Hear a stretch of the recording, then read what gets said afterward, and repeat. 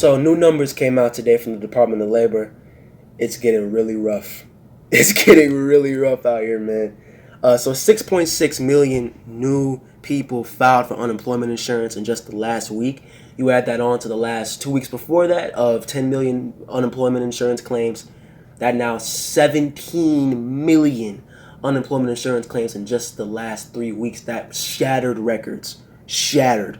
Before that, the highest amount in a week total was about 600,000 from 1982. That shattered that record. 3.3 million the first week, 6.6 million the second week, now 6.6 million in the third week. This is getting really scary, man. It's getting really, really scary and really, really fast. Because that's now 10% of the entire labor force who is newly filed for unemployment insurance. You add that on to the claims that might have not even been filed, or people who didn't even claim yet, and then plus all the people who are already unemployed, and then plus all of the probable wage cuts across the board, across many industries in this country. You're talking about economic devastation, and we're already seeing the consequences of that.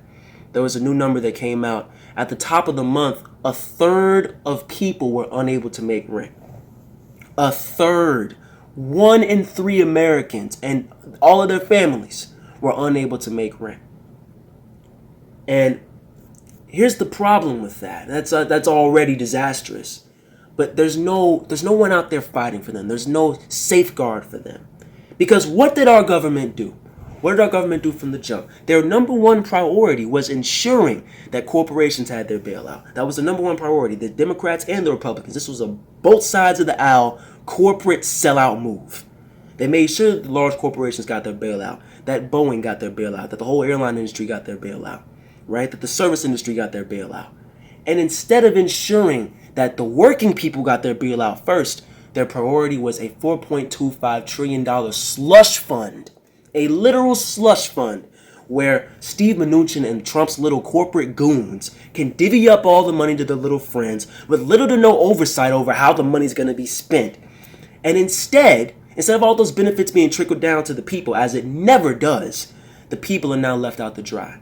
So when a third of Americans can't make rent, there's no moratorium, there's no assurance they're not going to be kicked out on their ass in the middle of a pandemic. There's no assurance that if you lose your job and you make above $75,000 that you are going to be taken care of. There's no assurance that if you contract the disease, you have treatment. Because in America, healthcare is a privilege and not a right.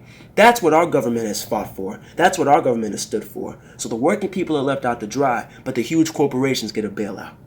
It's insane. It's insane to me that in 2020 we still have to have this conversation. That in the midst of the most unprecedented crisis in modern history, our government still was beholden to corporate interests and took care of them first, but didn't take care of their voters. Scary stuff, man, because now everything's falling apart. Shit is hitting the fan. 17 million people unemployed in 3 weeks, probably more. A third of people didn't make rent at the deadline. And people are starving. People are scared. People are angry and confused and wondering who is fighting for them now. How am I going to feed my family? Will I have to sacrifice coronavirus treatment or feed my kids? When they're having to make those decisions on a daily basis, no one is out there fighting for them. And where do you think they're going to turn next? When people are that angry and scared and lost, where are they going to turn? They're not going to turn to the people who fucked them over to begin with, the government. No, they're going to turn on themselves. That's how it usually works. In times of economic strife, there's populist revolt. And it can either turn on itself or turn towards the government. And either way, the establishment should be scared. They should be terrified. This is the situation now, man. I don't know what else to tell you. I just hope that we learn our lesson. When you elect corporate puppets, whether it be the Nancy Pelosi's and the Chuck Schumers, or whether it be the Mitch McConnells and the Donald Trumps, this is what happens. You need real progressive reform.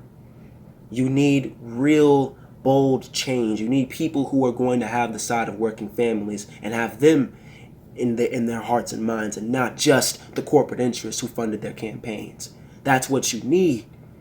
You need real progressives in office, or this whole shebang is going to continue to happen when we face another crisis in a few years, when we face even more economic strife, when we have to deal with the consequences of this pandemic.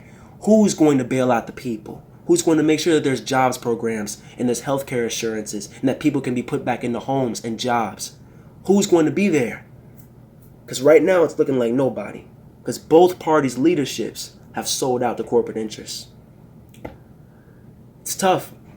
It's tough. I don't know what the future's going to hold. But what I do know is there's going to be chaotic times, at least politically. There's going to be a backlash in a major way, whether it be violent or non-violent. People are not going to stand by as they're thrown out on their ass on the street because the government didn't take care of them. People aren't going to stand by as their family members and their friends die because the government didn't take care of them. People aren't going to stand by for that. They're not going to sit idly by. When shit starts hitting the fan, people act, and they act in sometimes very scary ways. That's the way it goes. So we'll see what the consequences of this are. I'm predicting that the establishment has signed their death sentence, because in the worst crisis in modern history, they didn't stand by the people, they stood by their corporate friends. Riding, yeah, you know we vibing, bitch, we just live.